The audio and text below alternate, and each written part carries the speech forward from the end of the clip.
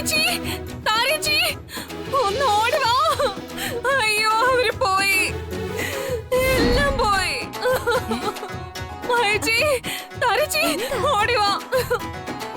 എല്ലാം പോയി താരേച്ചി. എന്താടി, എന്തിനാ ഇങ്ങനെ നിലവിളിക്കുന്നത്? ഡികെയും ജ്യോതിയും ഒരുമിച്ച് സരിഗമ പായിൽ പോയി അടിച്ചു പൊളിച്ചു. അവരുടെ പിണക്കെല്ലാം തീർന്നു. ഭ്രാന്ത് പറയാതെ പെണ്ണെ, അവരെവിടെ പോവാനാ? അല്ലെന്നേ, അവര് പോയത് നമ്മള് കണ്ടതല്ലേ. ഞാനും പോയ സരിഗമ പായിലും അവരെ കാണാതെ. നീ ചുമ്മാ സ്വപ്നം കണ്ടതാടി. സ്വപ്നോ? ആ, നീ കണ്ട സ്വപ്ന. പക്ഷെ അതിനേക്കാളും വലിയ കാഴ്ചയാ ഡികെയുടെ മുറിയിൽ നടക്കാൻ പോകുന്നത്.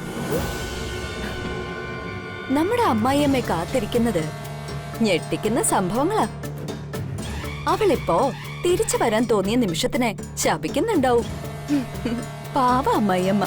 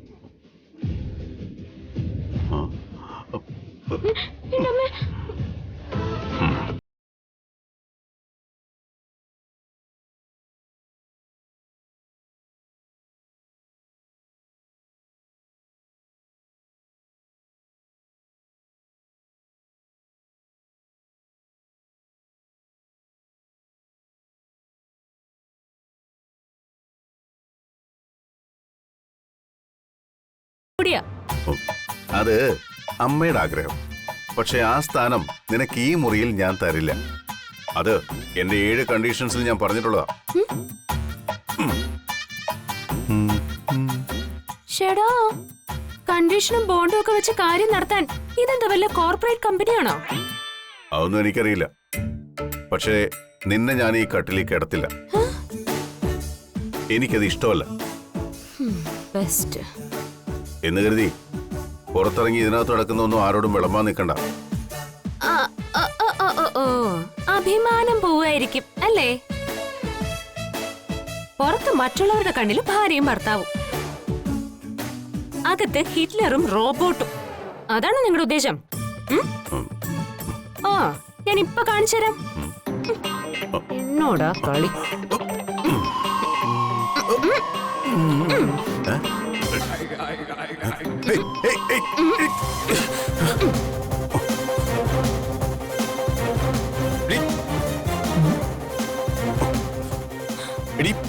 എന്താണ് ബേക്കറിക്കാരി നീ കാണിക്കുന്നേ?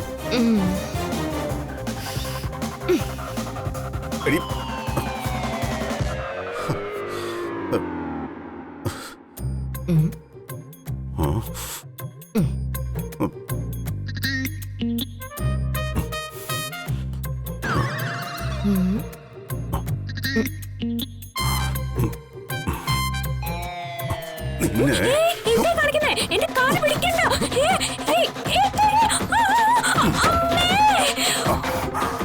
അയ്യോ,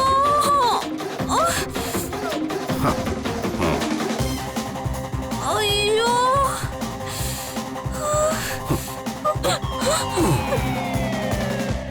ഹിറ്റ്ലറെ, താൻ ഇത്രയ്ക്ക് ദുഷ്ടനാണോടോ? എന്റെ ദുഷ്ടതരം നീ കാണാൻ പോകുന്നല്ലേ ഉള്ളൂ. നീ ഇപ്പൊ വിളിച്ചില്ലേ ഹിറ്റ്ലർ എന്ന്? അത് മാത്രമല്ല, ഞാൻ സൈക്കോയാ, സെമി സൈക്കോ. സൈക്കോ മാത്രല്ല, നിങ്ങളൊരു സാഡിസ്റ്റ് കൂടിയാ. അതെ, സാഡിസ്റ്റാ. അതിനെന്താ? അങ്ങനെയുള്ളവരെ എങ്ങനെ നേരിടണമെന്ന് എനിക്കറിയാം. എങ്ങനെ നേരിട്ടാലും നീ ഇന്ന് തറയിലേക്ക് കിടക്കും. ആഹാ, അപ്പൊ എന്നെ തറയിൽ കിടത്താൻ ഉദ്ദേശമല്ലേ? അതെ. ഈ ടൈലിട്ട് തറയിൽ ഞാൻ എങ്ങനെ കിടക്കാനാ? ഞാൻ തണുപ്പടിച്ച് ചത്തുപോകും. നീയല്ലേ തണുത്ത് പറിക്കുന്നത്, അതിന് ഞാനെന്ത് വേണം? ഒന്ന് തല വെക്കാൻ പില്ലെങ്കിലും തന്നൂടെ?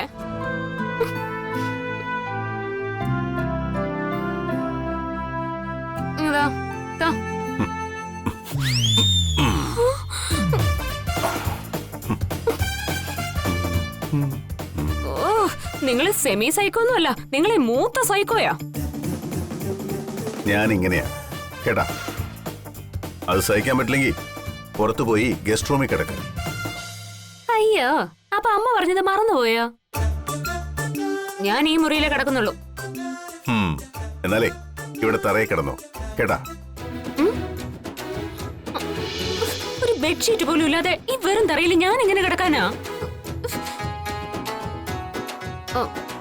നിങ്ങളൊരു കാര്യം ചെയ്യും, ആ ബ്ലാങ്കറ്റ് എങ്കിലും താ, ഞാൻ പൊതച്ചു മുടി ഇവിടെ താഴെ കിടന്നോളാം. ആ ശരി ശരി.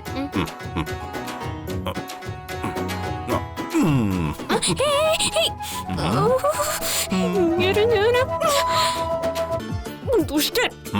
പോയി കിടന്ന് ഉറങ്ങടി.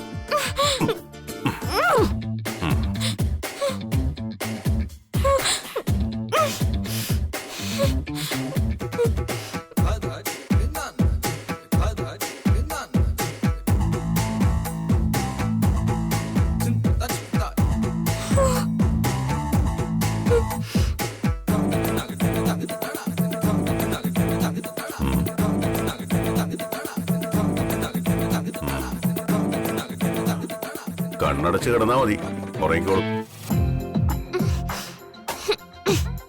ഓ, താങ്ക്സ് ഫോർ യുവർ അഡ്വൈസ്. കണ്ണടച്ച് കിടന്നാ മതി.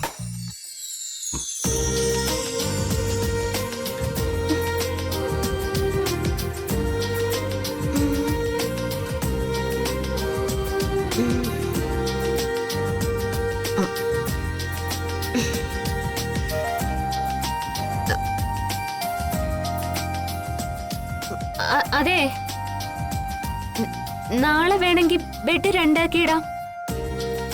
ഇന്ന് എന്നെ ബെഡിന്റെ ഒരറ്റത്ത് കിടത്തിക്കൂടെ?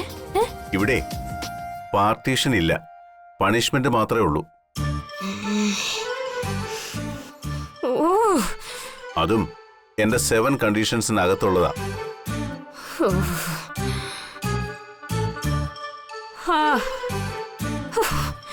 എന്റെ വിധി.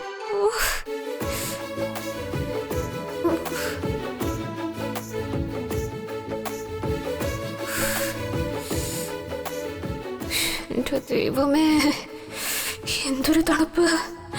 ഫ്രീസർ പോലെ. ഇതിനകത്ത് എങ്ങനെ കിടന്നുറങ്ങും?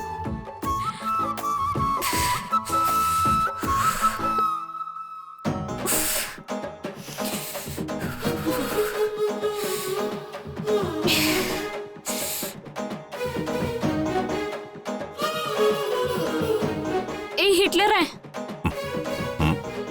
ആ AC ഒന്ന് തണുപ്പ് കുറച്ചിടുവോ? എനിക്ക് ഇത്രയും തണുപ്പ് പറ്റില്ല.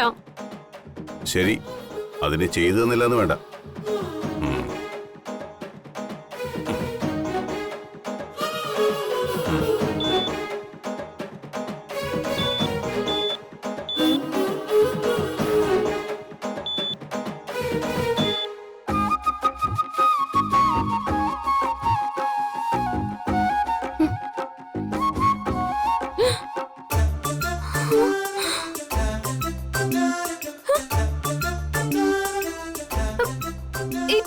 മര്യാദക്ക് തണുപ്പൊന്ന് കുറയ്ക്കാനാ പറഞ്ഞേ. കുറച്ച് കഴിഞ്ഞല്ലോ. ഇതിപ്പോ തണുപ്പ് കൂടുകയല്ലേ ചെയ്യുന്നേ? തണുത്ത് കുറച്ച് ഞാൻ ഇപ്പൊ ചത്തുവും കേട്ടോ. സാരമില്ല, ശവം ഞാനേ രാവിലെ ദഹിപ്പിച്ചോളാം. ഓ ദുഷ്ടൻ.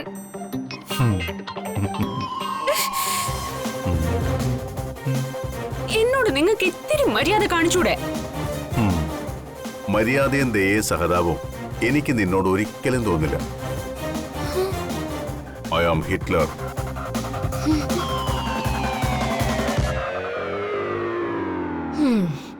ചുമ്മാതല്ല ആ CBI കാര്യം പറഞ്ഞത്.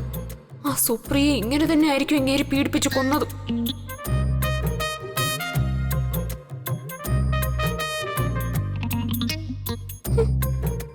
ഈശ്വര, അവരെന്തുമാത്രം തണുപ്പ് കൊണ്ടുവേണം. ഇയാളോട് താമസിക്കുമ്പോ കുറച്ചുകൂടി ശ്രദ്ധിക്കണം, ഇല്ലെങ്കിൽ ഇയാൾ എന്നെ ഐസ് കട്ടയാക്കി കൊല്ലും.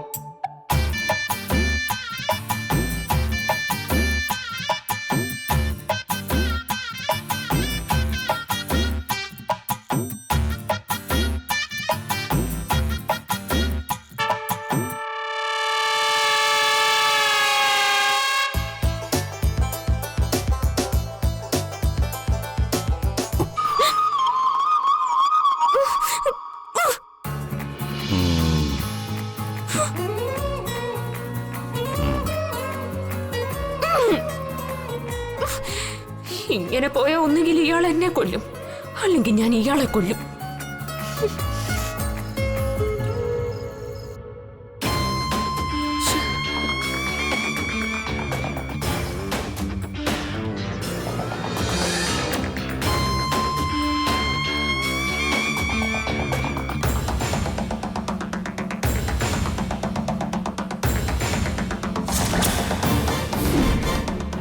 ഒരു പെണ്ണിനെ അപമാനിക്കാൻ നിങ്ങൾക്ക് എന്ത് അവകാശം, എന്ത് അധികാരം?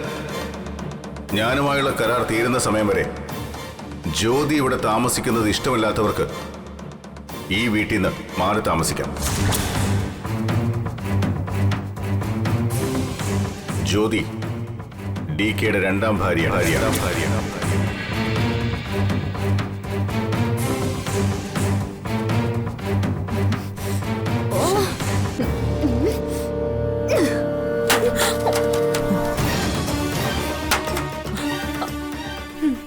ഇങ്ങനെ ദേഷ്യം കാണിച്ചിട്ടൊന്നും ഒരു കാര്യമില്ല.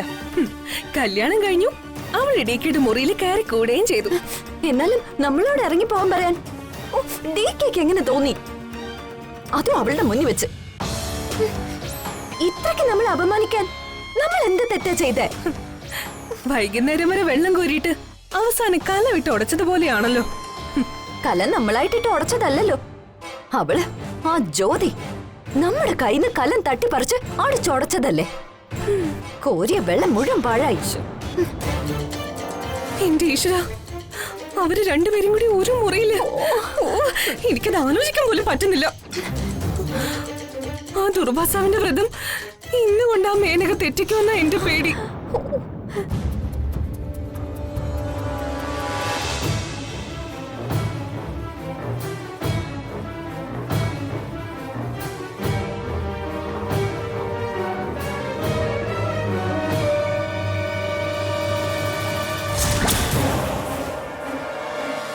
ആർക്കറിയാം അതിനുള്ളിൽ എന്താ സംഭവിക്കുന്നെന്ന്.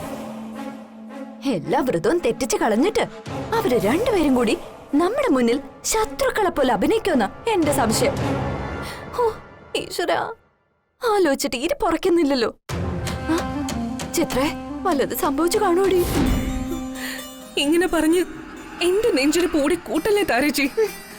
പരസ്പരം തല്ലിപ്പിരിഞ്ഞ് ഈ രാത്രി തന്നെ രണ്ടും രണ്ട് പാത്രം ആവണമെന്ന എന്റെ പ്രാർത്ഥന. അല്ല, ഈ മായച്ചി എന്താ ഒന്നും മിണ്ടാത്തത്?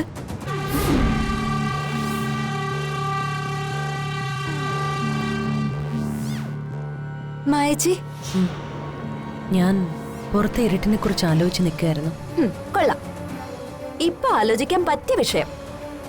കട്ട ഇരുട്ട് പോലെ തന്നെയാ നമ്മുടെ ജീവിതവും. കട്ടപ്പോക. നമുക്ക് വേണ്ടി ഇനി ഒരു പ്രകാശവും കത്തുന്ന് എനിക്ക് തോന്നുന്നില്ല. DK ആ ജ്യോതി മയക്കും. അയ്യോ, അതിനെ കുറിച്ച് ഓർക്കുമ്പോ തന്നെ ഭ്രാന്ത് പിടിക്കുന്നു. അവളെ എവിടെ നിന്ന് ഓടിക്കാൻ ഒരു വഴി ആലോചിച്ച് കണ്ടുപിടിക്കാന്നല്ലേ മായച്ചി നേരത്തെ പറഞ്ഞത്. അവളിനി ഇവിടുന്ന് ഇറങ്ങി പോകുന്ന എനിക്ക് തോന്നുന്നില്ല. ഉറക്കം വരുന്നില്ലല്ലോ എന്റെ ഭഗവതി. പുറത്തുള്ള ഇരുട്ടിന് അവസാനമില്ലെന്ന് കരുതരുത്. രാവെളുക്കാൻ അധിക നേരം വേണ്ട. വെളിച്ചം വീണാൽ പിന്നെ ഇരുട്ടിന് സ്ഥാനമില്ല. അതുപോലെ നമ്മളെ മൂടിയിരിക്കുന്ന ജ്യോതി എന്ന ഇരുട്ടും മാഞ്ഞുപോകും. എങ്ങനെ പറയാം.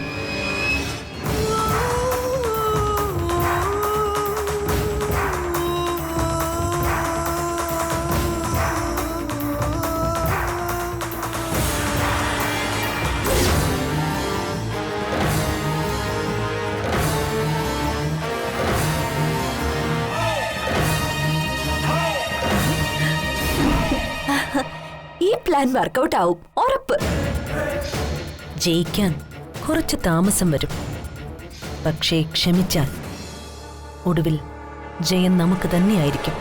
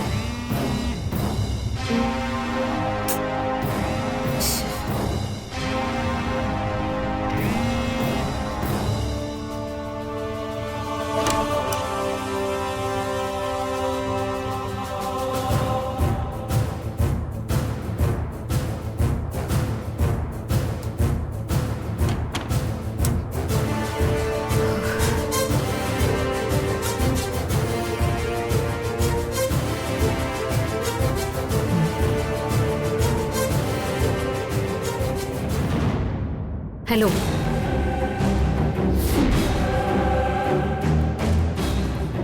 ആദ്യ രാത്രിയുടെ ആഘോഷത്തിൽ ഏൽപ്പിച്ച ജോലി മറന്നു പോകരുത്. ഉഫ്, അത് നിങ്ങൾ എന്നെ ഓർമ്മിപ്പിക്കണമെന്നില്ല. എന്തെങ്കിലും സൂചനകൾ കിട്ടിയോ? ഈ പാതിരാത്രിയിലോ? ഇപ്പൊ സമയം എന്തായെന്ന് അറിയോ? താൻ എന്തൊരു മരമണ്ടനാടോ. തന്നെ പോലുള്ളവരെ ആരാ CBI എടുത്തത്? ഞാനൊരു പോലീസ് ഓഫീസറാ. സംസാരിക്കുമ്പോ ആ റെസ്പെക്ട് വേണം. അയ്യോ, റെസ്പെക്ട് കിട്ടണമെങ്കിലേ താൻ കുറച്ചുകൂടി മര്യാദ കാണിക്കണം. നിങ്ങൾ എന്നെ ഭീഷണിപ്പെടുത്തി ഈ വീട്ടിലേക്ക് തിരിച്ചയച്ചിട്ട് മണിക്കൂറുകൾ മാത്രമേ ആയിട്ടുള്ളൂ. അതിനിടയ്ക്ക് തെളിവ് കണ്ടുപിടിക്കാൻ ഞാൻ എന്താടോ മുതുകാടോ? എന്റെ കയ്യിൽ അങ്ങേരെ പോലെ മാജിക് മറ്റുമില്ല. ദേ, എന്റെ അച്ഛന്റെ പേരിൽ കള്ളക്കേസ് ഉണ്ടാക്കി അകത്തിടൂന്ന് പറഞ്ഞ് ഭീഷണിപ്പെടുത്തിയിട്ടാ നിങ്ങൾ എന്നെ ഇതിനെ സമ്മതിപ്പിച്ചത്. അതിനിടയില് അസമയത്ത് എന്നെ ഇങ്ങനെ ഫോൺ ചെയ്താലുണ്ടല്ലോ, ഒന്നും നടക്കാൻ പോകുന്നില്ല. എന്തായാലും നീ ആ വീടിനകത്ത് കയറിയില്ലേ, ഇനി അധികം വൈകരുത്. എനിക്കങ്ങനെ സമയമൊന്നും പറയാൻ പറ്റില്ല. ഇതേ ഒരു നരകോ, നിങ്ങൾക്കറിയോ? ആ ഹിറ്റ്ലർ എന്നെ കട്ടിലേക്ക് കിടക്കാൻ പോലും സമ്മതിച്ചിട്ടില്ല. ടൈലിട്ട തറയിൽ തണുത്ത് വിറച്ച് കിടക്കുമ്പോഴാ നിങ്ങളുടെ ഒരു ചോദ്യം. സൂചന എന്തെങ്കിലും കിട്ടിയോന്ന്? പൊതയ്ക്കാൻ ഒരു പൊതപ്പ് പോലും കിട്ടിയില്ല, പിന്നല്ലേ സൂചന? Stop it. എനിക്ക് നിന്റെ കഥയൊന്നും കേൾക്കണ്ട. എനിക്ക് വേണ്ടത് DKക്കെതിരെയുള്ള ശക്തമായ തെളിവുകളാ. അത് നീ അവിടെ നിന്ന് എടുത്തു തരണം. അതിനെ കുറച്ച് സാവകാശം വേണം. അല്ലാതെ നിങ്ങൾ പറയുന്ന പോലെ എടിപിടിയെന്ന് പറഞ്ഞാൽ പറ്റില്ല. എന്ന് പറഞ്ഞാൽ പറ്റില്ല. എത്രയും വേഗം ഏൽപ്പിച്ച ജോലി തീർക്കണം. ചേടാ, അതിനിത് 5 സ്റ്റാർ ഹോട്ടലൊന്നും അല്ല. ആ ഹിറ്റ്ലറുടെ ഡ്രാക്കുള കോട്ടയാ. ഇവിടുത്തെ ഡ്രാക്കുളയുടെ പേരേ ഹിറ്റ്ലർ എന്നാ. പിന്നെ നിങ്ങൾ പറഞ്ഞ ജോലി ഞാൻ ചെയ്തിരിക്കും. അതിനിടയിൽ പാതിരാത്രിക്ക് ഇങ്ങനെ ഇടയ്ക്കിടയ്ക്ക് വിളിച്ച് ബുദ്ധിമുട്ടിക്കരുത്. എന്തെങ്കിലും തെളിവ് കിട്ടിയാ ഞാൻ നിങ്ങളെ അങ്ങോട്ട് വിളിച്ചോളാം. അപ്പൊ ശരി.